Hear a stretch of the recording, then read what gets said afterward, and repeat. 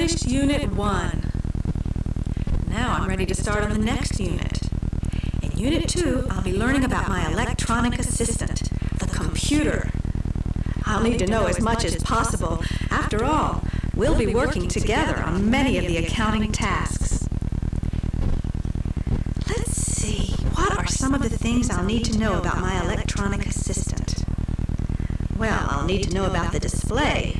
It's a little different than any I've used before. And the keyboard, and especially the systems I'll be using to do the different tasks. I think I'll take a look. Well, I see you've met your electronic assistant. Mr. Wiz! Surprised to see me?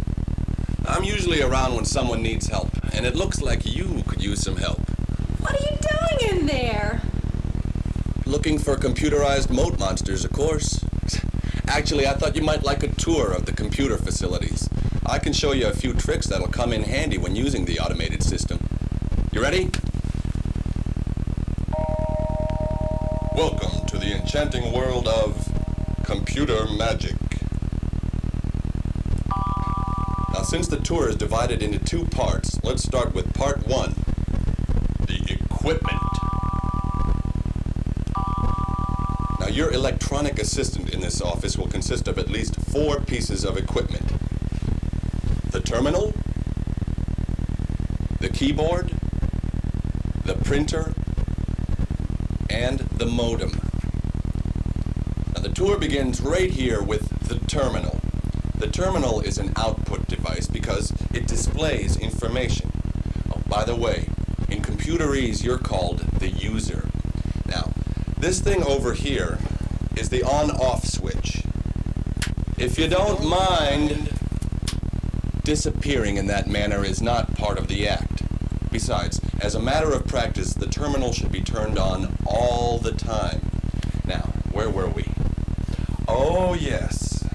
The lights above the on-off switch tell you that the terminal is on and working properly. If any of these lights are out, you should phone for help. Now, there are some items over on this side that you should know about. The top switch makes the print on the screen appear either as upper and lowercase or in all caps. The switch should be in the all caps position most of the time. The switch below is the normal and test switch. It should always be in the normal position. These two knobs adjust the brightness and the contrast. I'll get out of the way so you can try them out.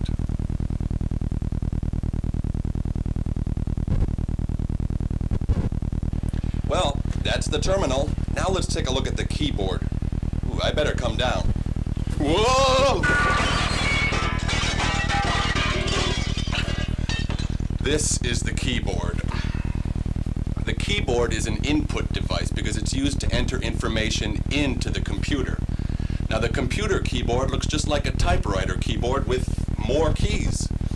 Let's look at groups of keys. You can learn more about specific keys in your Unit 2 text. Now, this group of keys works just like a keyboard on your calculator. Go ahead, try it. Now, next to them, whoa! Be careful. Now, as I was saying, next to the calculator pad are other keys you need to be familiar with, especially these. They move the cursor. The cursor is the solid block on the screen that lets you know where you're working. There's really no magic to it. You just press the keys and the cursor moves through the data fields to the place you need it. Other keys you should know about include insert, delete, and some special purpose keys. These special purpose keys and the ones at the other end of the keyboard are explained in more detail in the text.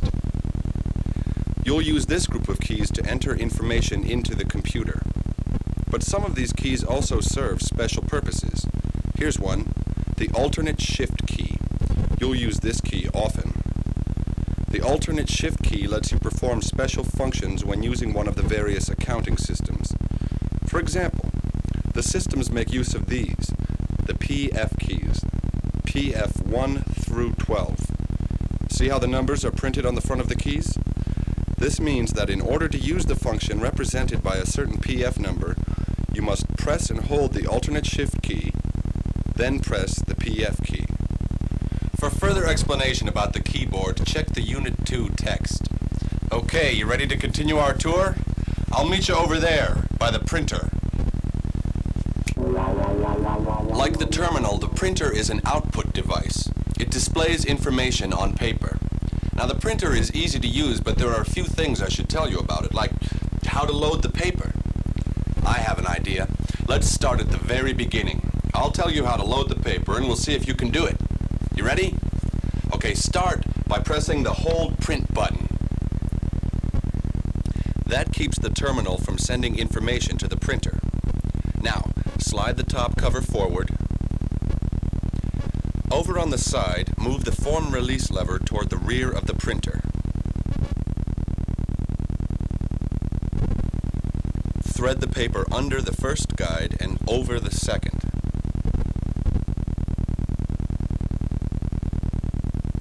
Turn the knob to catch and advance the paper. Now, push the form release lever forward. Pull the paper through the printer and align the paper to the tractor drive pins.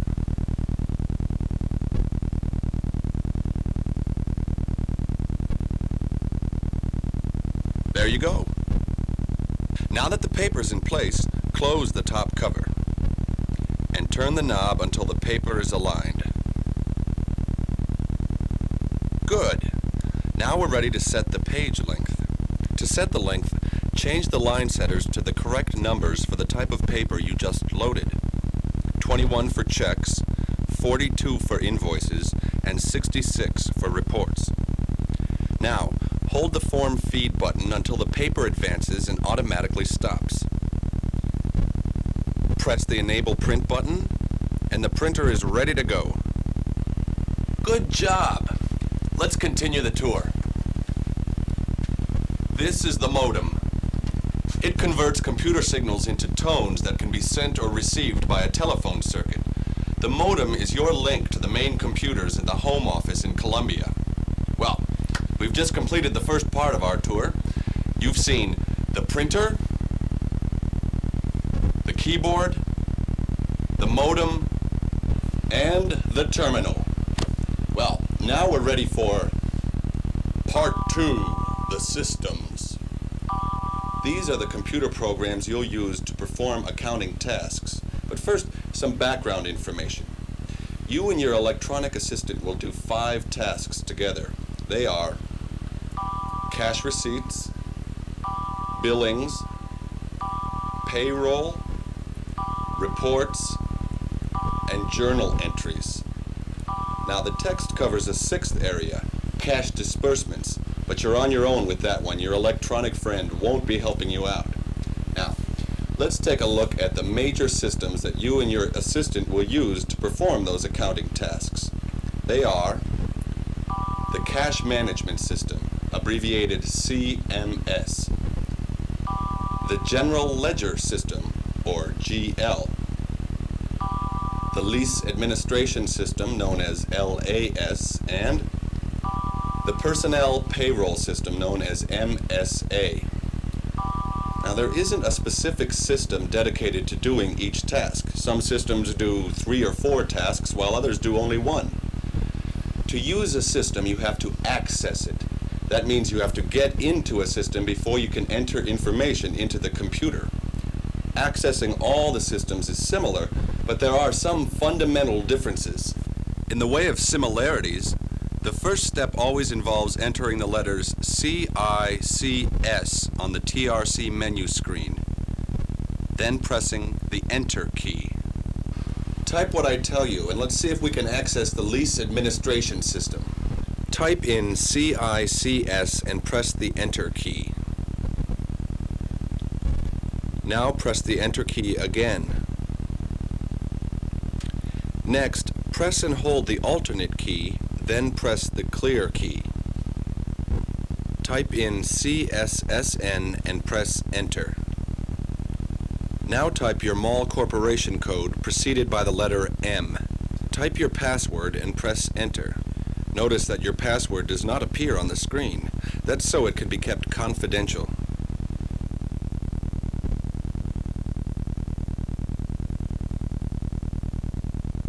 At this point, type in LD23 and press Enter. Then 2 and Enter. And finally, type in the corporate code or mall ID and hit Enter. Then wait until the next screen appears and hit Enter again. Now you're in the system. Your next step is to select the function you want to use. Accessing the other systems follows the same basic procedure, but there are some important differences you need to know. Your text goes into detail on accessing each system. You'll also be supplied with job aids to assist you. Now I want to show you how each system works. And the best way to do that is to look at the tasks that each system does. Now for this I'm going to need an IPO model. Now where am I going to get one? I think I have just the thing. I wonder if this thing still works. Maybe I better test it. Ooh. This must be from the pet store in the mall. Well, I'll put him back later. Well, the hat still works. I think it'll serve as a good IPO model. Now, IPO stands for Input, Process, and Output. That's what you and your electronic assistant will be doing. You will be inputting the information. The computer will process it and produce whatever output is requested. Now, since the process involves special electronic magic, we will skip the details of the process. Instead, we'll concentrate on the inputs you'll be making with each system and the outputs you can expect to receive. Let's begin with the Cash Management System, or CMS. But first, I need one more thing. My table. Now for you, CMS has only one input, the total of your bank deposit. The deposit is made up primarily of money received from merchant billings. The deposit information is processed and made available to the Cash Management Department at the Home Office. CMS allows the Cash Management Department to monitor the cash balance of the mall and to transfer funds from the mall account to the Home Office account. The Lease Administration System, LAS, is the most frequently used system. Inputs include tenant billing information, posting cash receipts to tenant accounts, and preparing journal entries using the General Ledger Interface application. Outputs include regular billing invoices, percentage rent invoices, a variety of reports, file updates, and an audit trail for detecting and correcting errors. Another often used system is the payroll personnel system. Inputs for this system include new employee records, changes for existing records, and hourly and salary information. Outputs include payroll checks, personnel information, labor cost distribution records, and other records. The General Ledger system allows you to use information from several sources to produce summary operating reports. Inputs include information from the Lease Administration System, such as tenant billing and cash receipts, payroll personnel information, and journal entries. Outputs are General Ledger information, a trial balance, and most importantly, a cash from operations statement. Now let's do an instant replay of the tour. Your electronic assistant is made up of these 4 pieces of equipment: the terminal, an output device used for displaying useful information on a video screen; the keyboard, an input device used to enter data into the computer; the printer, an output device that displays data on paper, and the modem, which is used to send data to and receive data from other computers. You and your electronic assistant will use the basic computerized accounting systems to perform accounting tasks. You will input bank deposit data using the cash management system. The output will be information available to the cash management division. Lease administration system inputs include tenant lease information, cash receipts, and journal entries. The outputs produced are tenant invoices, reports, and an audit trail. You enter payroll and personnel information to produce paychecks, labor cost records, personnel records, and reports. The input for the general ledger system involves information from other systems, plus journal entries that produce general ledger data, a trial balance, and a cash from operations statement. Now let me see, have I covered every area? I seem to have forgotten something. Oh yes, log off. Now when you're finished using a particular system, you have to come back out of that system. This is called logging off. The procedure is the same for all systems. You want to try it? Press and hold the alternate key, then press the clear key. Now type in CSSF log off and press the enter key. That's it. Great. Well, I hope you enjoyed your tour through the enchanting world of the computer. By now you should have a pretty good understanding of the computer components and the systems you'll be using. You'll find additional detailed information in your text. Now,